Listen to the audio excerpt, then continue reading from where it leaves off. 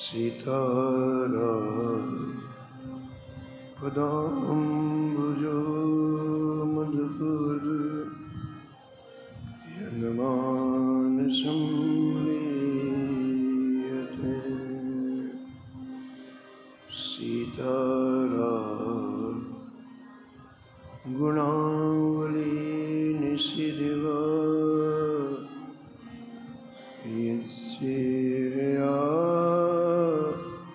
पीयते। सीताराम विचित्ररूपमनिशं यस्य चक्षुषोर्भूषणं। सीताराम सुनाम धाम निरतं तं सद्गुरुं शं भजे। नीलाम्बुजश्यामल कोमलांगं सीतासमारोपितवामभागं। पाणौ महासायक चारुचापं नमामि रामं रघुवंशनाथम्।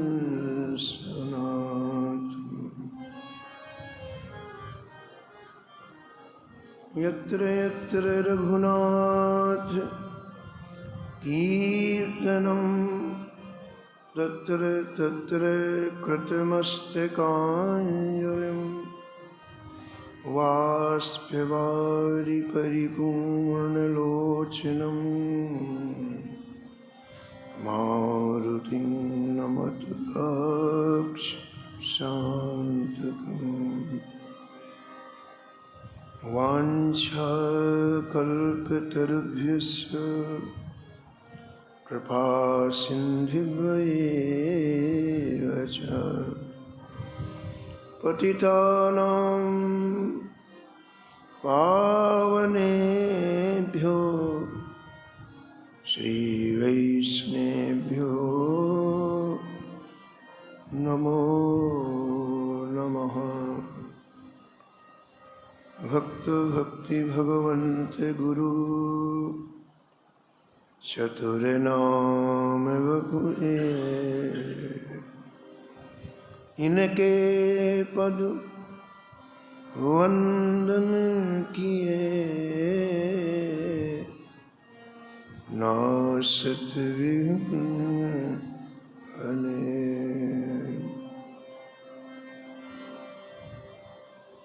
हरिजु आए विराजिए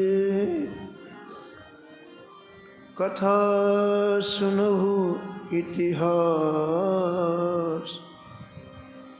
तुम श्रोता या माल के तुम पद रज ममुआ। तुम पीछे जो और हैं श्रोता हैं रस खान। तिनके सकल मनोरथ पूरे बहु श्री भगवान।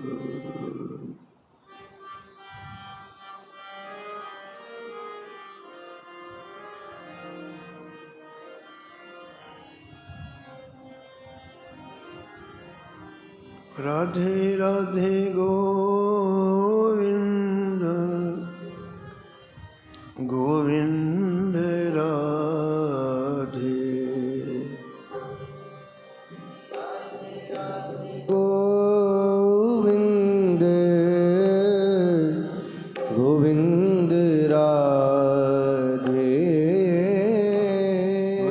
राधे राधे गोविंद गोविंद राधे।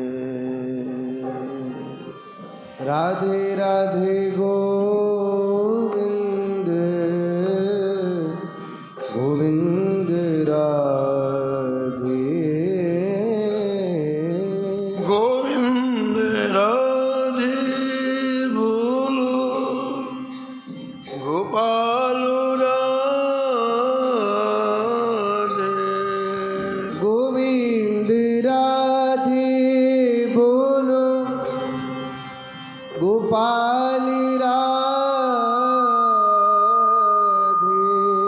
राधे राधे गोविंद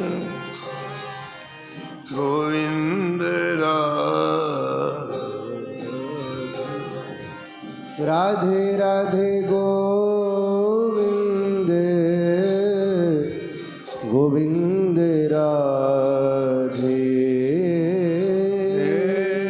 राधे राधे गोविंद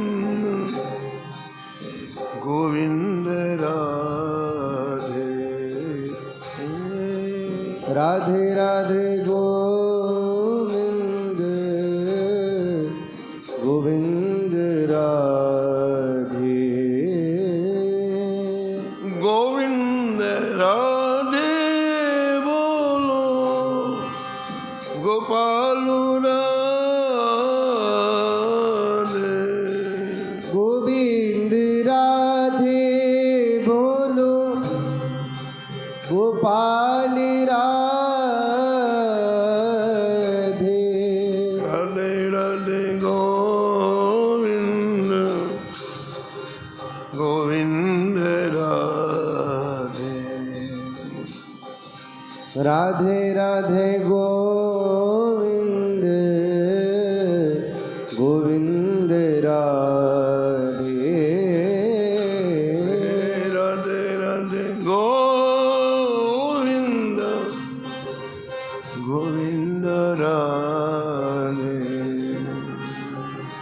राधे राधे गोविंद गोविंद राधे राधे राधे गोविंद गोविंद राधे राधे गोविंद गोविंद राधे राधे राधे गोविंद गोविंद राधे राधे राधे गोविंद गोविंद राधे श्री जानकी वल्लभ लाल की जय श्री मंगल मूर्ति हनुमान जी महाराज की जय सपरिकर श्री भक्तमाल जी की जय श्री स्वामी अग्रदास जी महाराज की जय श्री नाभाजी महाराज की जय श्री प्रियादास जी महाराज की जय श्री वृंदावन धाम की जय श्री बांके बिहारी लाल की जय श्री राधा वल्लभ लाल की श्री गिरिराज जी महाराज की श्री यमुने महारानी की जय श्री राम नाम महाराज की जय श्री महाराज जी की जय जय जय श्री राधे श्याम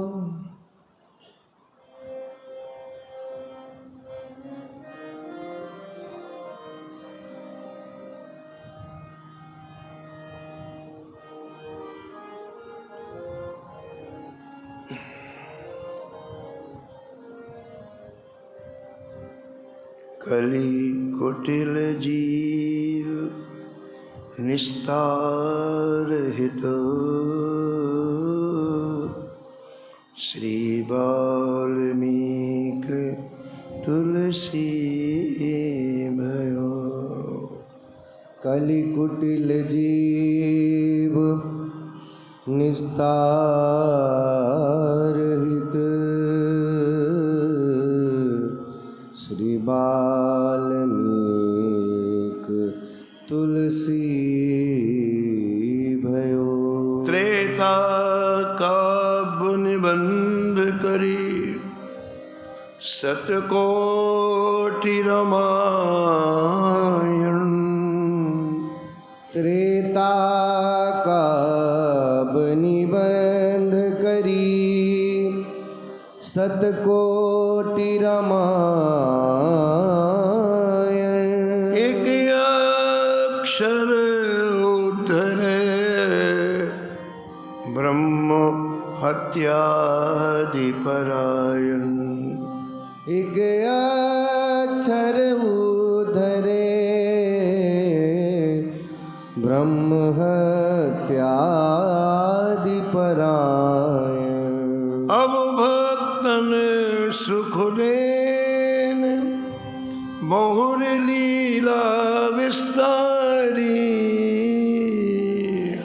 अब भक्तन सुख देन बहुरी लीला विस्तारी। राम चरण रसमत रहत है निस्वृत धारी। राम चरण रसमत रहत अहनिस व्रत धार। संसार अपार के पार को संसार अपार के पार को सुगम रूप नौका दियो।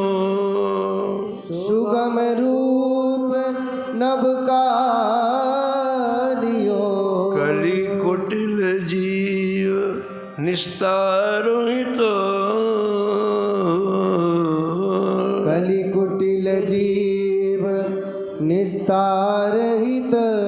श्री वाल्मीक तुलसी भयो। श्री वाल्मीक तुलसी भयो।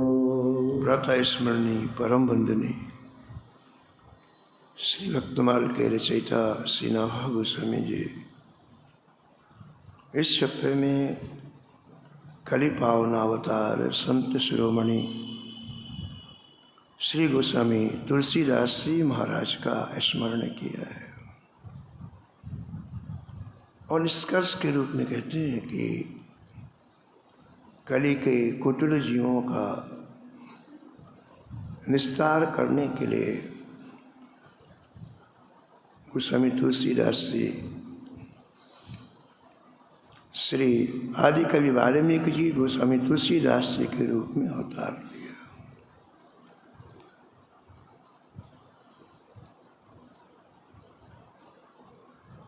किसी भक्त का चरित्र समझने के लिए अंतःकरण की पवित्रता की आवश्यकता होती है।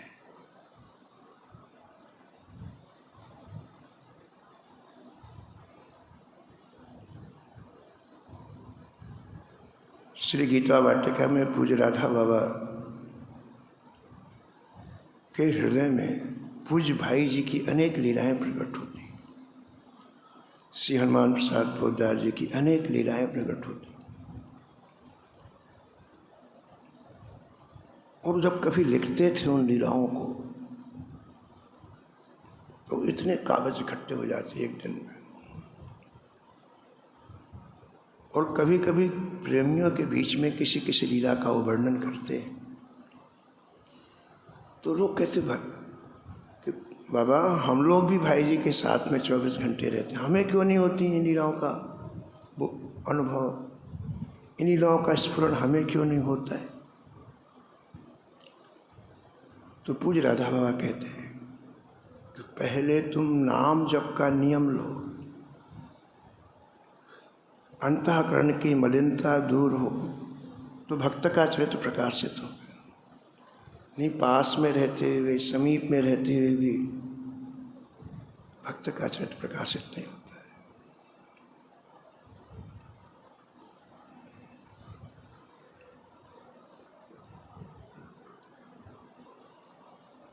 गोस्वामी जी ने 14 वर्ष तक संतों का संग किया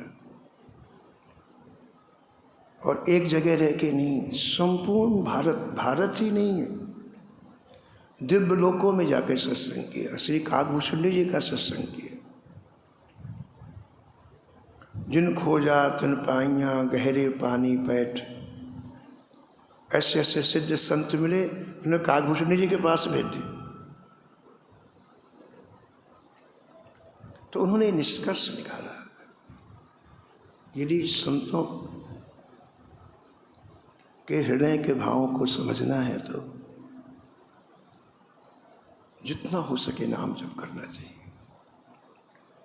इसलिए संतों का से मिलने के बाद जब वापस आए तो कुछ भी नहीं किया गोस्वामी जी ने, केवल नाम जप, केवल नाम जप, केवल राम चरण रसमत रहत अहनिस व्रतधारी। अहरनिश भगवान के नाम में डूब।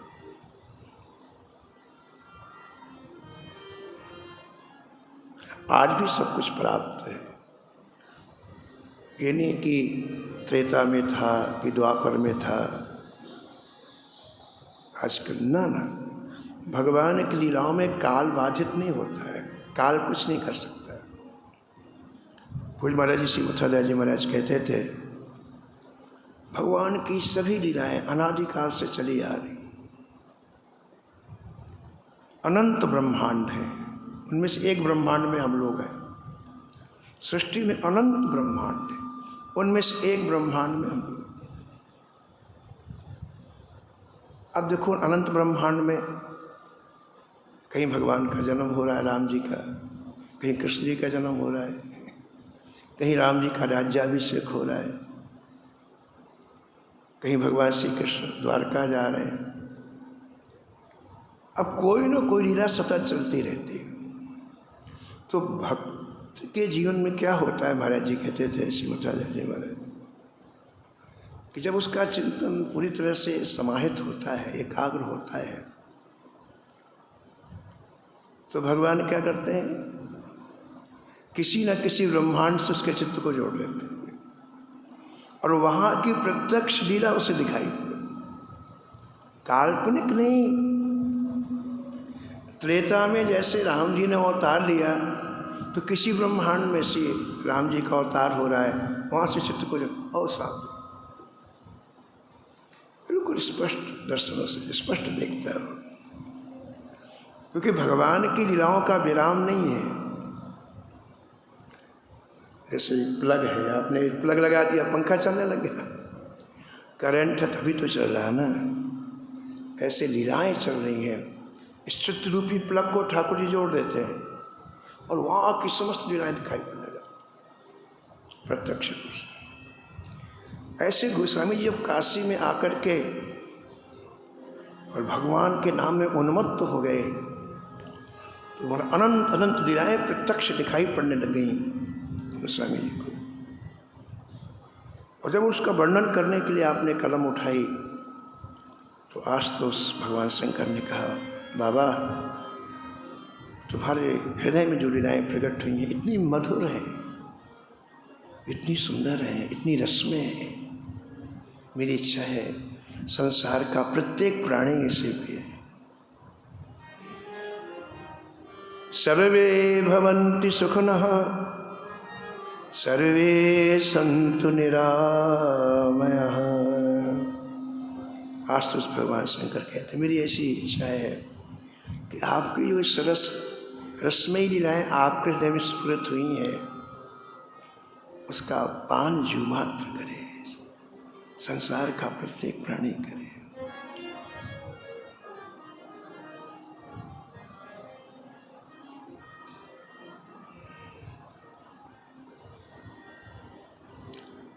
इसलिए आप बोलचाल की भाषा में भगवान के इन लीलाओं का लेखन करें, पहली बात। और दूसरी बात, काशी की भूमि में नहीं, आप अयोध्या की भूमि में भगवान के पावन चरित्र का वर्णन। भगवान शंकर की आज्ञा के अनुसार गोस्वामी तुलसीदास जी उसी दिन काशी से चल करके अयोध्या की परम पावन भूमि में आए। सबसे पहले आप सरयू जी के किनारे पहुंच करके सरयू माता को वंदन किए। उत्तर दिश सरजू बह पावन। उत्तर दिस सरजू बह पानी। उत्तर दिश सरजू बह पावन। उत्तर दिस सरजू बह पानी। जाम जन दे विनय प्रयासा। राम जन कह बिनहि प्रयासा।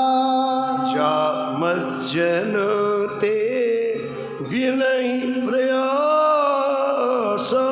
राम जन ते बिनहि प्रयासा। मम समीप नर पावहि वासा। मम समीप नर पावहि वासा। उत्तर दिश सरजू बह पावनी। उत्तर दिस सरजू बह पावनी।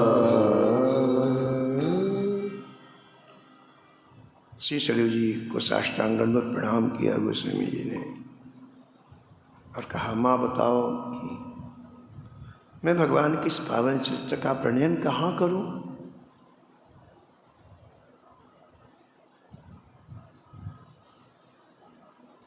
दो मिनट ही उनको प्रार्थना किए हुए होंगे, पीछे से एक संत आए और तुलसीदास के कंधे में हाथ रखकर, बाबा क्या सोच रहे हो?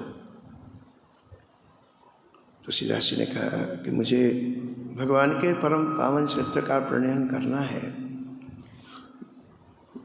मैं ये सोच रहा था कि अयोध्या में किस जगह मैं एक कार्य प्रारंभ करूं, जगह ऐसी हो जहां मेरे द्वारा किसी को विक्षेप न हो और दूसरों के द्वारा मुझे विक्षेप न हो। तो महात्मा बोले, अरे बाबा बहुत सुंदर जगह है, बहुत अच्छी जगह है अयोध्या जी में, बड़ी दिव्य जगह है, चलो मैं बताता हूँ। आगे आगे महात्मा, पीछे पीछे तुलसीदास से चलते चलते चलते मतलब अयोध्या के बाहर एक ऐसे स्थल पर ले गए वो महात्मा जहाँ का दृश्य बड़ा अलौकिक, इतना सुंदर उद्यान लगा हुआ, बगीचा लगा हुआ,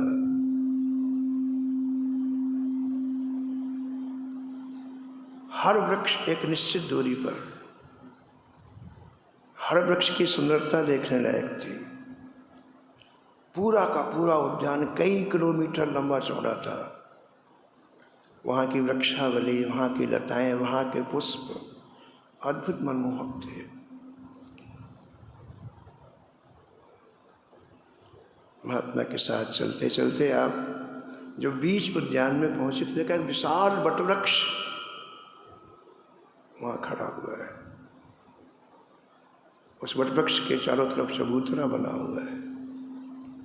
उस चबूतरा में एक अत्यंत तेजस्वी ऋषि, जिनके शरीर में मात्र कोपीन है, आंख बंद है और सूर्य के समान तेज जिनके शरीर से निकल रहा, वो विराजे। संपूर्ण बगीचे में एक ही ऋषि, कोई नहीं दूसरा। गोस्वामी जी को प्रवेश करते इतना आनंद आया। कोई कोई भूमि ऐसी होती है जहाँ प्रवेश करते ही मन बुद्धि चित्त खिल जाता है, जैसे श्री धाम वृंदावन, श्री चित्रकूट धाम, श्री अयोध्या, ये भूमि ऐसी।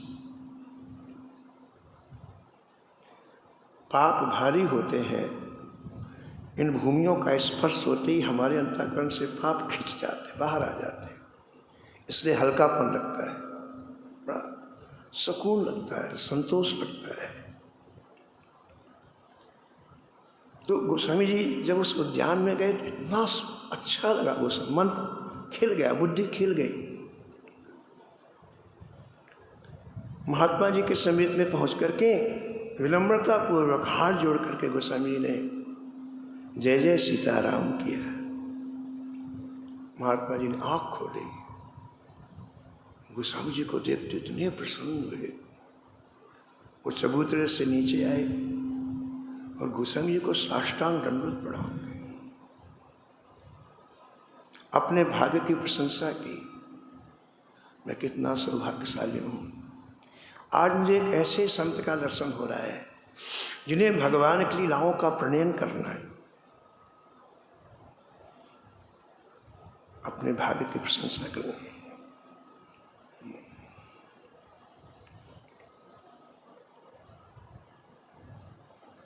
हाथ जोड़ करके उन ऋषि ने कहा, आप जहाँ खड़े हैं ये उद्यान स्वयं कुबेर जी ने अपने हाथ से लगाया है। ये किसी व्यक्ति का लगाया, किसी मानव का लगाया हुआ नहीं है, ये कुबेर जी का लगाया हुआ उद्यान है।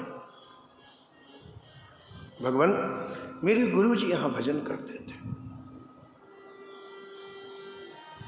इस भूमि में बहुत भजन किया मेरे गुरु जी, मैं उनकी सेवा में रहता था।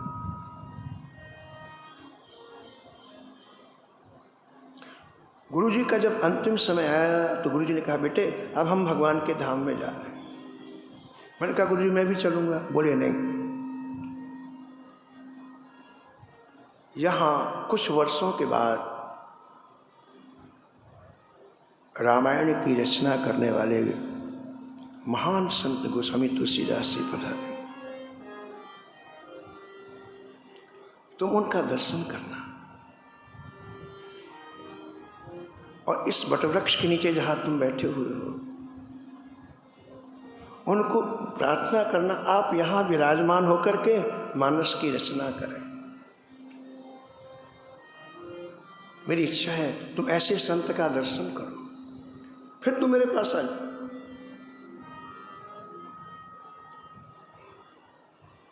वो ऋषि बोले, भगवान मैं आपकी प्रतीक्षा कर रहा था।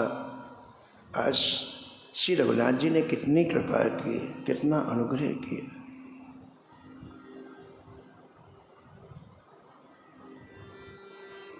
ऐसा कहकर साष्टांग दंडवत लौट गए चरणों में गोस्वामी तुलसीदास। तुलसीदास जी को बड़ा आश्चर्य इस बात का कि मैं तो सोच रहा था कहाँ बैठूंगा, कहाँ रामायण की रचना करूंगा। अरे पहले से सब निश्चित है, सब चीज पहले से निश्चित है। विचार करने की बात, हमारी हर चीज सुनिश्चित है। हमको कितना यश मिलेगा, हमको कितना धन मिलेगा, हमको कहाँ मान मिलेगा, कहाँ अपमान मिलेगा, हमारा कहाँ जन्म होगा, कहाँ मृत्यु होगी, ये सब निश्चित। हानि लाभ जीवन मरणो जसे अपजस विधि हाथो। हानि लाभ जीवन मरण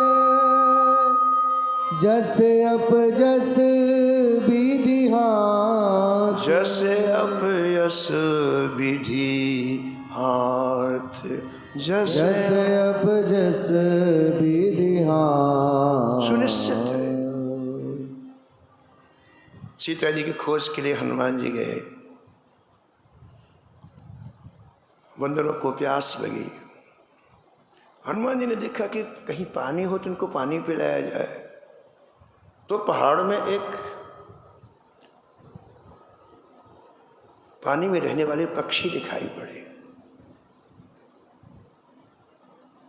जो पहाड़ की एक विवर में, एक बिल में जाते हैं और निकलते हैं, जाते हैं और निकलते हैं। हनुमान जी ने अनुमान लगा लिया यहाँ जल होना चाहिए, तो हनुमान जी उस विवर में प्रवेश किया और पूरी बानरी सेना प्रवेश किया। कई मील चलने के बाद इतनी सुंदर जगह मिली महाराज, बड़ा सुंदर उद्यान दिखाई पड़ा, सुंदर सरोवर, कमल खिले हुए और अनेक तरह के फल लगे हुए, ऐसे वृक्ष, फलदार वृक्ष लगे हुए। और पूरे बंदर प्यासे थे और प्यास के साथ साथ भूखे भी थे। तो सब ने जाकर देखा कि उस जगह एक अत्यंत तेज पुंज कोई महिला आंख बंद किए हुए समाधिस्थ है। सारा उद्यान दिव्य रस में। तो हनुमान जी ने विचार किया किसी से बिना पूछे जल नहीं पीना चाहिए, पूछ के पीना चाहिए। तो हनुमान जी गए उस तपस्विनी के पास और कहा कि हम सब लोग प्यासे हैं, आपकी आज्ञा हो तो हम लोग जल पी लें। उन्होंने पूछा आप कहाँ से आए? उन्होंने बताया कि हम श्री राम जी ने हमें भेजा किशोरी जी का पता लगाने के लिए। अच्छा जाओ जल पियो, स्नान करो, फल खाओ, फिर मेरे पास आना।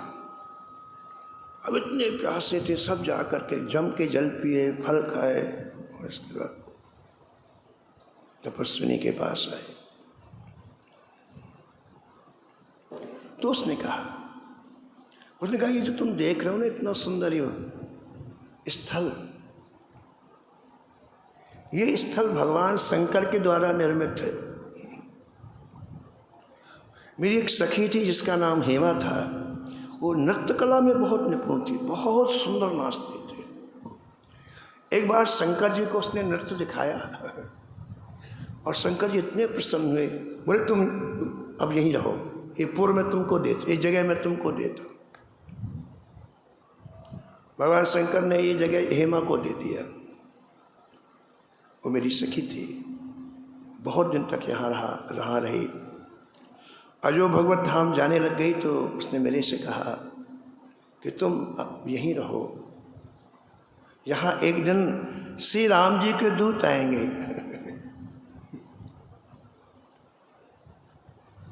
किशोरी जी का पता लगाने के लिए, सीता जी का पता, और तुम उनको उस स्थल तक पहुंचा देना जहां से सीता जी बहुत जल्दी नजदीक से मिल जाए। वो तपस्विनी कह रही है कि मैं तो प्रतीक्षा कर रही थी आपके। अब बताओ हर चीज निश्चित है कि नहीं? हर चीज निश्चित। इसलिए भजन के सिवा कहीं भी मन लगाना ये बिल्कुल अपने साथ अन्याय करना है। जब निश्चित है कोई चीज तो उसके लिए क्यों बुद्धि लगाई जाए? सुनिश्चित, और वही होगा जो लिखा है, कुछ नहीं हो सकता। एक राई के बराबर आगे पीछे नहीं हो सकता है।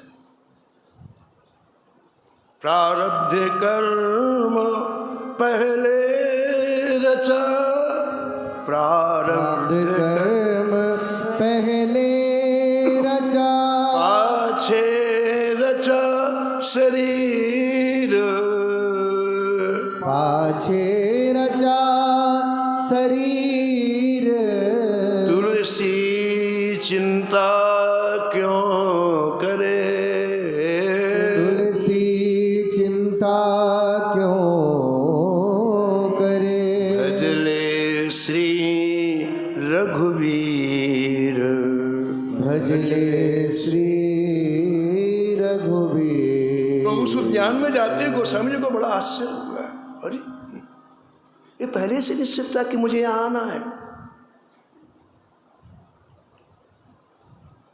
उस सामने जो ऋषि बैठे थे उन्होंने कहा अब मैं जा रहा हूँ, मेरी ड्यूटी पूरी हुई। मेरे को गुरुजी ने कहा था जैसे गोस्वामी जी आए ये स्थान सौंप के तुम्हारे पास आ जाना। ऐसा कह के वो ऋषि थोड़ी दूर गए और ऐसा पद्मासन लगाया और उनके अपने शरीर से योगाग्नि प्रकट की। एक मिनट में शरीर जल के खाक हो गया, वो चले गए।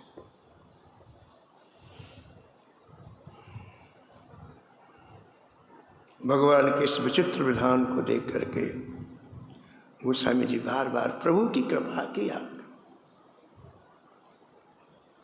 जीवन में हमें भजन करने का मौका मिल जाए, भजन करने की स्थिति मिल जाए, भजन कराने वाले लोग मिल जाए, अपना पुरुषार्थ नहीं ठाकुर की कृपा की याद करो।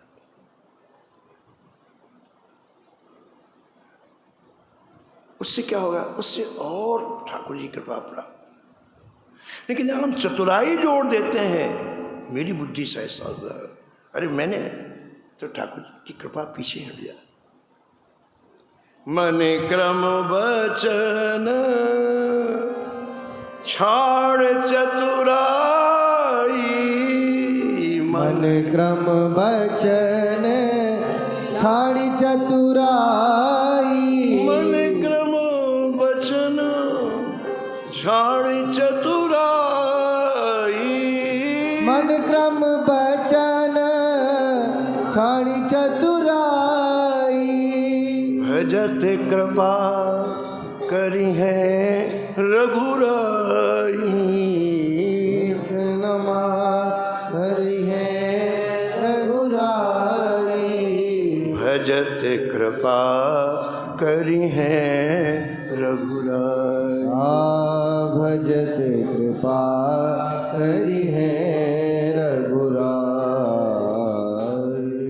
कृपा शब्द के सिवा दूसरी बात याद नहीं आए, न कोई व्यक्ति आए, न कोई परिस्थिति न आए, न अपनी बुद्धि याद आए। ये जीव की चतुराई है, हर चीज में स्वयं यश लेना चाहता है, वो कहे ना कहे। गोस्वामी ने कहा कि भजन करने वालों को इससे तुरंत अलग होना चाहिए, और इसलिए ठाकुर की कृपा का अनुभव नहीं होता है। कृपा तो सबके ऊपर है।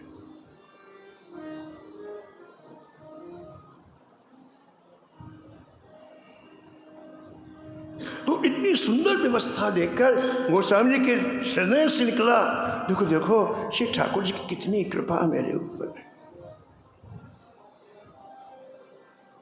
कृपा की न होती जो आदत तुम्हारी, कृपा की न होती जो आदत तुम्हारी, तो सुनी ही रहती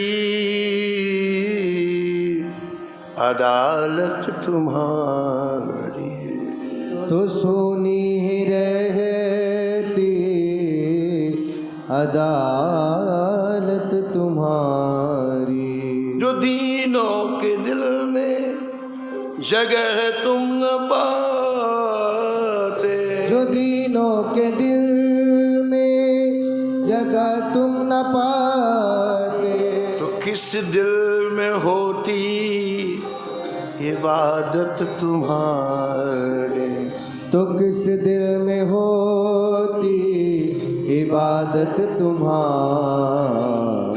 आंसुओं से नहा गए गोस्वामी, कितनी कृपा ठाकुर। और ऐसा संतों ने वर्णन किया है, उस वट वृक्ष के नीचे 2 वर्ष तक गोस्वामी जी भगवान की कृपा का स्मरण करते डूब गए।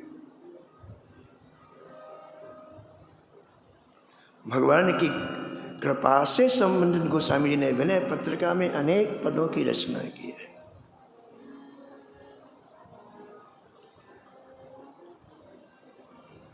दो वर्ष तक भगवान की कृपा के सामने कोई विघ्न टिक नहीं सकता है। विघ्न आता ही है जब हम अपनी चतुराई करते हैं, कभी विघ्न नहीं आ सकता है। अंदर कोई ना कोई चतुराई है, मन में, वचन में, कर्म में, तो विघ्न आता है। कृपा के सामने न प्रारब्ध टिक सकता है, न कोई विघ्न आ ही नहीं सकता महाराज। इसलिए गोस्वामी जी 2 वर्ष तक उसी वटवृक्ष के नीचे और उस भजन में डूब। 2 वर्ष के बाद वो सुंदर तिथि आई, मुहूर्त आया, नक्षत्र आया, जो त्रेता में भगवान श्री राम के जन्म के समय में आया था। संवत 1631 में वो मुहूर्त आया। चैत का महीना, शुक्ल पक्ष, रामनवमी का दिन, मंगलवार, यानी जो त्रेता में श्री राम जी के जन्म के समय शुभ योग था, लग्न था, वार थी, तिथि थी, नक्षत्र, वो सब आज के दिन एकत्रित हो गए।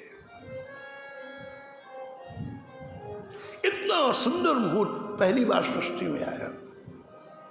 और महामंगल मुहूर्त विचार करके मंगल मूर्ति मारुति नंदन हनुमान जी महाराज तुलसीदास जी के समक्ष उसी उद्यान में प्रकट हो गए।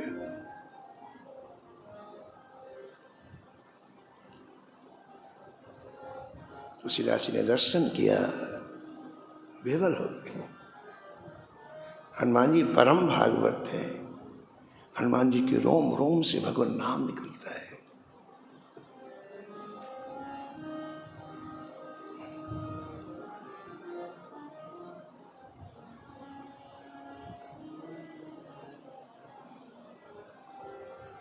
मंगल मूर्ति मारुति नंदन, मंगल मूर्ति मारुति नंदन, सकल अमंगल मूल निकंदन, सकल अमंगल मूल निकंदन, पवन तनय संतन हितकारी, पवन तनय संतन हितकारी, हृदय विराजत अवध बिहारी, हृदय विराजत अवध बिहारी। श्री हनुमान जी महाराज प्रकट होकर के गोस्वामी तुलसीदास को आज्ञा दी। कहा तुलसी विश्व के कल्याण के लिए आज के मंगलमय मुहूर्त में आप श्री रामचरितमानस का प्रणयन प्रारंभ करो। दोनों हाथ उठा करके गोस्वामी जी के सिर पर हाथ रख के हनुमान जी ने आशीर्वाद दिया। हनुमान जी अंतर ध्यान हो गए तो भगवान शंकर पराम्बा पार्वती के साथ प्रकट हुए, आशीर्वाद दिया।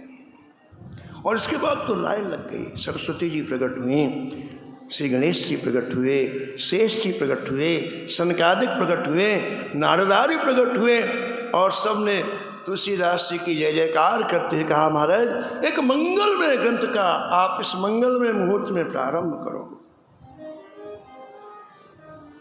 सबका आशीर्वाद लेकर गोस्वामी ने लेखनी उठाई।